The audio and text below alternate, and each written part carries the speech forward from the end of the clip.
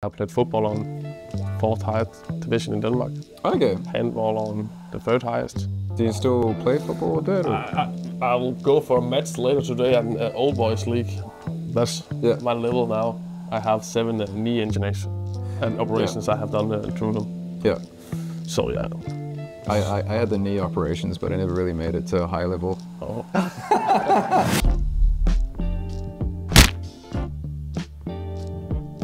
Hi, welcome to Manufacturing Matters. This is a podcast where we talk about matters around manufacturing, and today I'm joined by Mikkel. Welcome, Mikkel. Thank you. Yeah, thanks It's a pleasure to be here. Yeah, thanks for driving 3 hours to get here today in the morning in the traffic. And today we're talking about the highway solution, which is Mikkel's system for implementing new systems and manufacturing operations. But first, could you tell me a little bit about yourself? Yes, as you mentioned, my name is Mikkel, and in my former past I have worked in Velux a lot with lean, optimization, digitalization towards the manufacturing processes. And after that I worked in Scandi Standard, and then for the Danish chicken consumer as well, worked with the implementation of FactPod, started my journey there. Then I worked a lot with optimization through this new data and the digitalization part of it as well. And for now I'm hired in Danish Crown, implementing FactPod in across 30-40 plus sites. Yeah. I'm working with optimization through that data as well. Also a small few steps into the digitalization part of it. So quite interesting. Yeah, those are some, in Denmark, very well-known companies. So it's big companies, lots of sites, which comes with lots of challenges as well. We talked to Anders about actually rolling out manufacturing intelligence across multiple sites in another podcast that you can go back to listen to. But yeah, this one's all about the highway solution. So this is a really good structured approach for implementing systems and manufacturing operations. And I think listeners today are going to get a lot of value from this one. But first, so what is the highway solution in your words? The highway solution is a method, you can say, for efficiently rolling out any system, but any solution for production manufacturing in a big scale, to say. Let's say plus 10 sites, different countries and so on. Yeah. The main part is that you have the structure, you have the tool to implement it across different facilities worldwide. You also need to take the culture aspect into it, but we'll come back to that. Yeah. But it's a structured process, streamlined. For us, it's quite good to have that structured approach. You say structure and the processes will reduce the risk and make a safer implementation, what we have experienced for the last couple of years. Yeah. Also to enable the processes and use the people and in that process, that is quite good, I think. Yeah, so that's the main structure about it, I'll say. It's I'm really excited to talk about it today because it's like a very good system that you built from a lot of experience. You touched on it a little bit, but why is it important to have this system? It's important to have one solution. Yeah. Because if you want to fit, everybody wants to have it in their approach. Yeah. If you go out and ask each facility, each production, how do you want it? Then it'll be different across all sites, and also different from culture to culture. And also if you take the maturity levels of factories, that will always be different. I think that will be in all industries, no matter what. Yeah, or any sort of anything that you do in life. You ask 10 people, how do you think this should be, like what color the brand should be, or whatever, you'll get different opinions. Exactly. Yeah. So having one way, one solution, and talk about these structured processes. So we have these 5 steps into the highway solution. We'll go into that.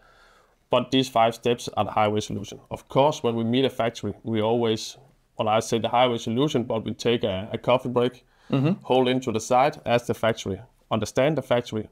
What is the kind of factory? What kind of organization is it? How is the people at the factory? What is the culture? Understand these small internal processes and structures. Okay, how can we fit that into the highway solution? Yeah, so a lot of it's about understanding the environment that you're going into. It's not just prescriptive, like, here you go, do this, see you later. Exactly. I think that would be the easy part, to implement the system and just say, here you go, now you have the system, we'll be off, contact us if there is anything.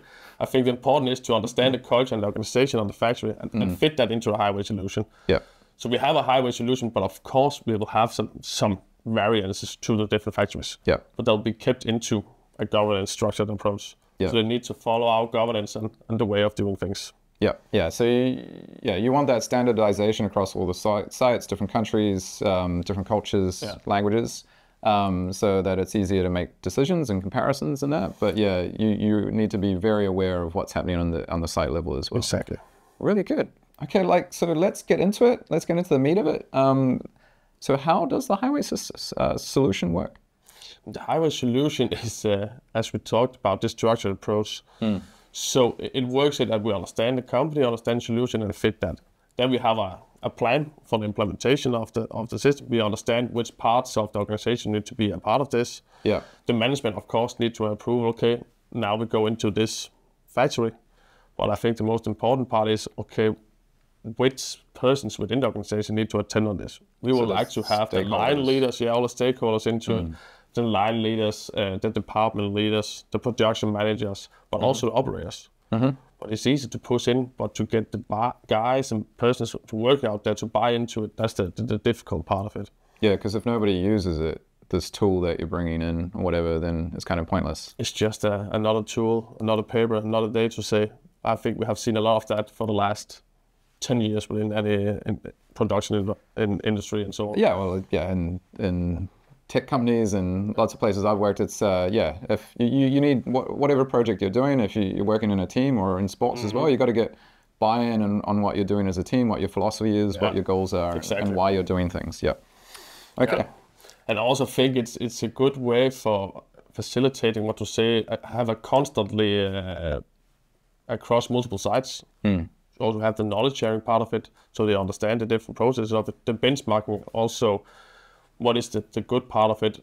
How will it benefit the company and overall? That will be, you have one command center, you have the benchmarking aspect of it. Yeah. So also if you move one employee just from a line to another line, move it from one plant to another plant, it's the same approach, same structure. So you don't need any further training, new training. It's the same structure. Yeah, and that helps with one of the big challenges in manufacturing at the moment, right? Like there's this older generation sort of finishing up and new people coming in, and people are much more mobile these days as well. I think I saw in the US there's like 400,000 open positions in manufacturing at the moment, and that's expected to grow. It's not going to get smaller, so there's a lot of mobility. So you need to have these structured systems that people can slot into. But also the persons in production, they also have a big opinion about themselves. Yeah. How can this system benefit me? So that's also what we focus on in the highway solution. Building this red thread, you can say, from the top to the bottom, to understand what does the top management want to see. And how can we break down these KPIs? Just take a metric as OEE. That's really, really tough metric for a lot of guys, a lot of persons to understand. Yeah. What is OEE and how can I understand OEE? So OEE for us is a main topic, main KPI to use. Yeah. And when we break it down, how can this level, what is your effects on the OEE? And then we break it down further onto production. So what is the production's effect on OEE? Yeah. To understand, okay, when you push stop, it will have a stop on the line, then it will have an effect on your OEE. If you do a changeover for a longer time than planned, it will have an effect on your OEE. Yeah. If you lower the speed of your production line, it will have an effect on OEE. So they know, okay, these metrics will have a direct impact on the overall target. Yeah. So we talk the same language within the company. We think that's quite important in the highway solution as well. Yeah, so understanding the language of the metrics that you're following. OEE is very abstract, so it needs to become real for the individual. It really does. And in our opinion, in our focus in the highway solution, the system is the system, but it's all about the culture, in my aspect. The culture is the difficult part of it, because as I mentioned before, we can push out a new system and we can leave the plant up to self. Okay, let's see how it goes. But to get it to be a day-to-day business and use it to track your performance, use the system to develop your production, to find new initiatives you can go on for further optimizations, that's the difficult part of it. So making it part of the employees so they take the ownership of it, instead of just pushing it down on them. So that's the real journey of the highway solution, in my opinion. Yeah, that's awesome. Would you like to go through the steps of the highway? Yeah, we can go through the steps. We call it our 5 steps rocket. Yeah. That's our daily talk of it. But step 1 is to get started. And it's just to go a little into details for each step. getting started is all about the kickoff at the factory. Meet the management, meet all the stakeholders in iHide to talk about, okay, what is this? Why are we doing this? What will the benefits be of it? How can you gain benefits from this? What will we remove paper from production? Less time used to analyze things, to collect data. Now you have it in real time in this matter. So you talk about the why and set expectations. Exactly. And how long would that take, actually? It's not just a one-off meeting, It's right? just a one-off meeting. We also focus on what I call information overload. Because the first couple of days is always tough. We talk about the system, they get introduced to the new system, the new structured way of working. New language, new words. Exactly. I always say when I have had a talk with them for 1 hour, I think they have listened for maybe 10 minutes. So we will recap it, so they remember it and really start using it. We also want them to start using it, the new system, the new approaches, so they can gain the focus on the new questions, have questions. Okay, I need to understand this deeper. So when we start the kickoff, after that, we start to measure what is the scope for the factory. We have some ideas, what we call a minimum solution, where we want to measure with the new system, etc. But focus on what creates value for this exact factory. So you talk about that side. Of course, we have some benchmark lines, areas we want to measure, but also how can this create value for you. And when we find the scope, we start the implementation of which solution we'll go for the installation. Some different solutions, but I think you all know about those. Well, what do you normally, I think you use Kepware? We use Kepware, we use also just the plug-and-play solution, as we call it, with the do and the sensor. That's quite attractive. That's the Factbird door. Check it out online. There's an advertisement. Exactly. No, but also, you also need to take the maturity into limit. If you have a big level of automation within the plant, it's easy to go for the Kepware solution. If you have a low maturity, let's go for the Factbird Duo model. Plug and play, you have data the same day. Either way, you just need to get the numbers. Exactly. Doesn't matter how you get it. So level 8 is focused on, now we have the installation done. We start to seeing some graphs, align, working. We can see how is the uptime, how we're producing, how many pieces we have produced. So of course the complexity will not always match the first expectations. Because not all industries, not all production, all lines is a one-piece flow. What is one-piece flow? Can you just define that? One-piece flow for us, what we say it is, okay, if you run, let's say, cans in the same can, the same size, just all day one-piece flow. If you have a high complexity, well, in our company have a lot where we work with, you can have some SKU numbers, item numbers working on products on the line, producing for 40 pieces per minute, but at the same time you can produce some pieces for, let's say, 5 pieces per minute. So that complexity of understanding that data, that could be tough. So that's the batches and that, But that will come back to, that's the step for later on. I'm skipping ahead. But focus on the fundamentals. Start seeing data, start using the system. So it's pushed out in step 2, what we call stop registration. And that part of it is the big step also to really operate with all the operators and all levels. Now we need to do what we call a stop mapping process. So we are not the experts. We do not know which stops there can be. We have some general stops, breaks, changeovers. There's some default naming through that. Line assembly, line disassembly, no production, test runs, and etc. We want to have some kind of structure and governance on that. So we have the benchmark opportunity throughout cross countries and production sites. So you got like a template and say like, here's what we find generally the stops are, but can they add in extra stops? Or they can add extra steps. So that's just the most general. Okay, this is need to have in the system. Everybody needs to have this. If you have this product change, you have this. If you have a knife change and etc., then you need to have it. But then we go through the stop mapping. So we take the line flow, start from the start and to the end. Go through each area of machine who defines this line. What is the line machine's name? It could be, let's say, a metal detector. Okay, this is the category of the stop, the metal detector. What kind of issues do you have with the metal detector?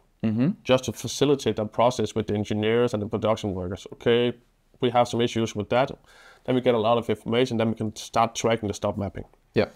We'll start simple because we can, of course, find a lot of issues and a lot of troubles with all the machines, but we need to focus on, let's say, top 5 10 stop courses on each machine. Yeah. Then we can always add on the complexity aspect. Yeah, you don't want to roll out like 100 for people to deal with. You got to start small, build it up. Yeah. You can always go into more depth with the stops when you know, okay, well, if you have some history on the stop registration for, let's say, past 3 months, okay, I can see this is the top 2. Maybe we can define those a little bit more to understand what is the exact issue on this one. Yeah. But that will be the further steps as well. Yeah. So starting stop registration, training all levels to understand what is the stop registration, starting these stops. So our first KPI within that is unregistered stops. We need to have all stops defined. We need to understand how to use the system. Yeah, so in the Pareto chart or whatever, right, you've got the different stops, and then you'll have like one which is unregistered, and you just want to see that go down to nothing. Exactly. Yeah. So that will be the focus, what we train all the management to as well. Do not focus on the stop courses. Do not focus on what you see in speeds and etc. Focus on get the stop registration in. Get the data. Get the data. We need this valid data to work with the system further on. So that is the focus. And throughout the training, we are in production, as I mentioned. We are not the experts, so we are just standing down there, helping them if they have questions during the processes. So for a couple of days, weeks, being in production around the operators, every time they come to the tablets, computers, terminals to register, be there. How is it going? Just ask the questions. What do you think of the system? Yeah. Oh, is it tough? Or what is the issues you have? It's a challenge you have daily. How can we help you? Yeah.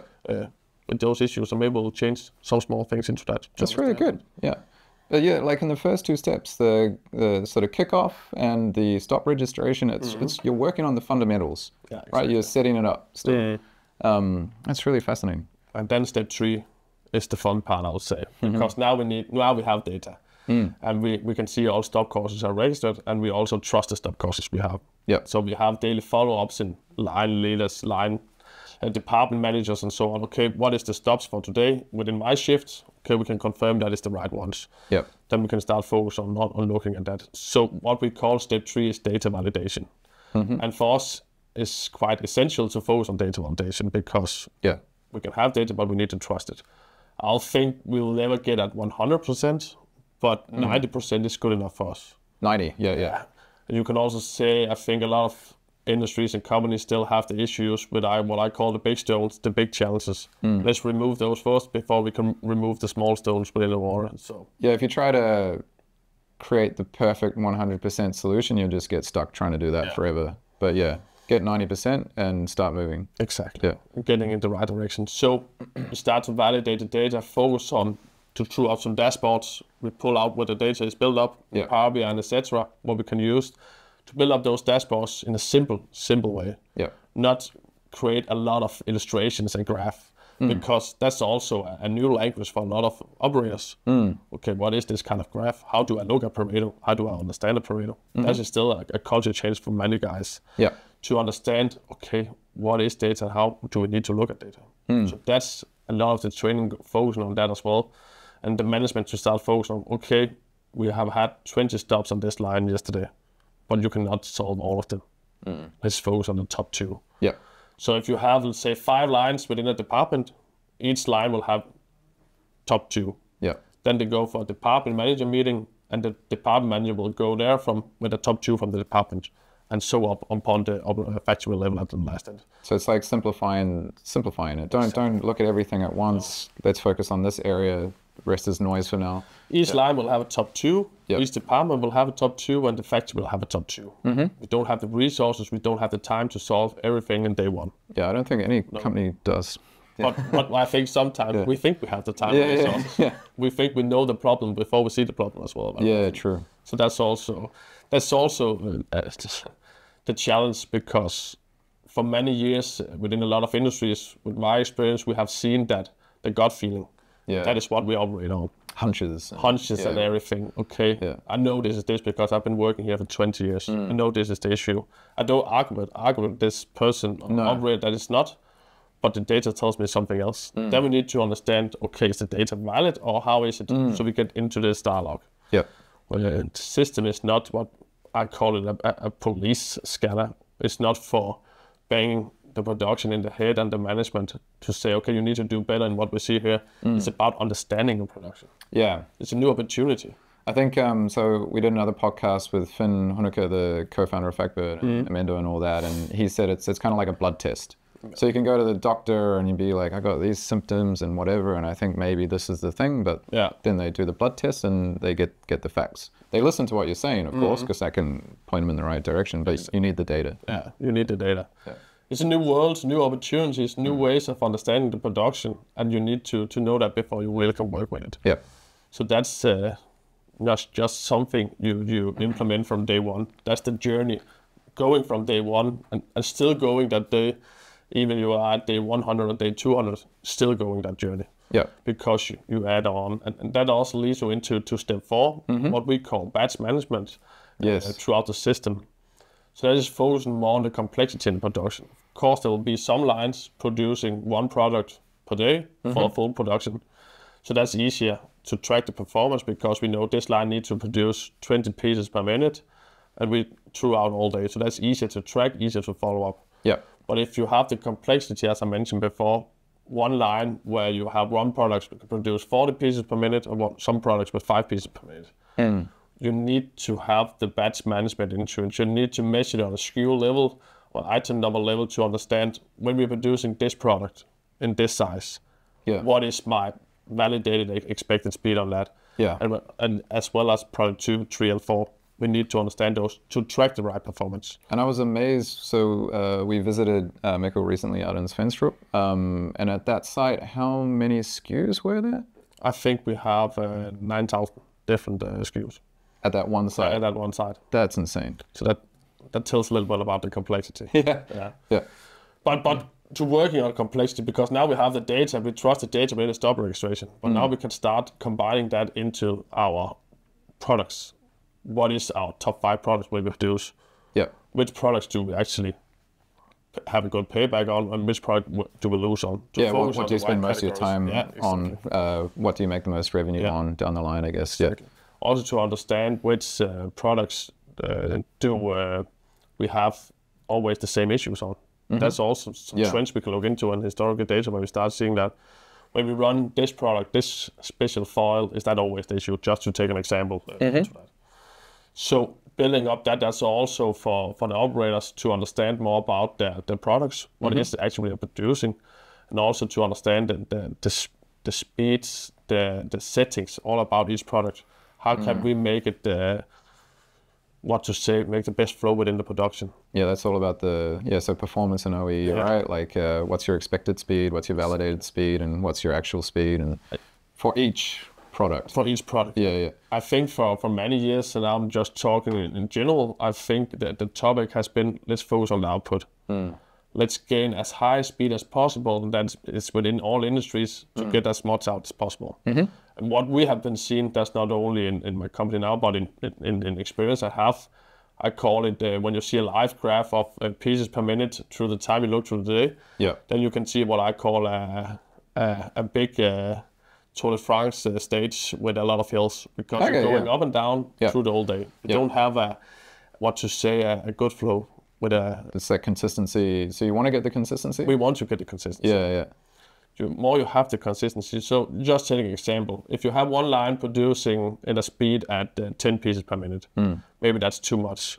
Maybe you can lower that to 8 and have a more stable flow. Yeah. If you can do that and eliminate some of the micro stops, the stops in general, by lowering the speed, then you'll still gain a good and a higher output in the last end. Yeah, because it's the area under the graph. Exactly. That's what your output is. Yeah, and you want that to be as big as possible. Maybe you don't have the same peaks, but if it's consistent, you're making more stuff, you're making more money. Yeah. And that's the part of it, because if I going up and down through the production, I will have a lot of interruptions. We'll have these bottlenecks. These bottlenecks will remove from one area to another area on the line. Yeah. To try to eliminate those small interruptions and make what we call a balance out through the line. Each operator need to do the same, each of their process at the same amount of time. Yeah. If you can balance that out, you'll get more stable flow. But of course, that's also the tough part of it. Yeah. Because you need to understand the production before you can do that. Yeah. But I think that's a valuable insight we have gained for the past many years to focus on, what is the actually speed we need to run on. Yeah. Find that sweet spot. Yeah, exactly. Okay, wow. And step 5, the last step in our what is the last rocket, step? We just call it add intelligence. Yeah. And that's maybe also because digitalization 4.0 industry and all of this stuff. 5.0, some people are saying. 5.0 for now, yeah. We don't know what's going to happen tomorrow. So that's a good catch-all for the future. Yeah. We want to be open for everything.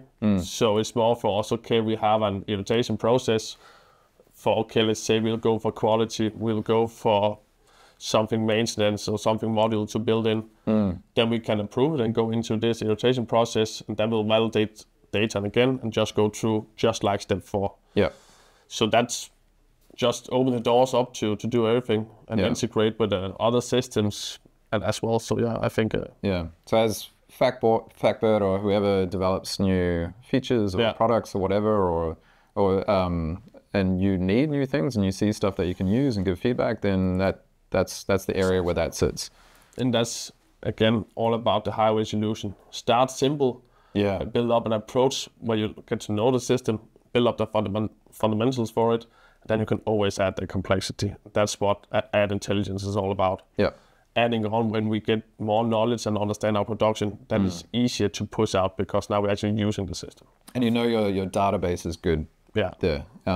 So you know if you have some errors, they become very big errors in the future. But you've done the fundamentals right because of that such a good structured approach. Then you can build on top of it. You can build on top of it. So what would success look like with the highway solution? What success look like is for us. What's the goal? The goal is to have some fact-based decisions made on data. To be honest, to understand our production.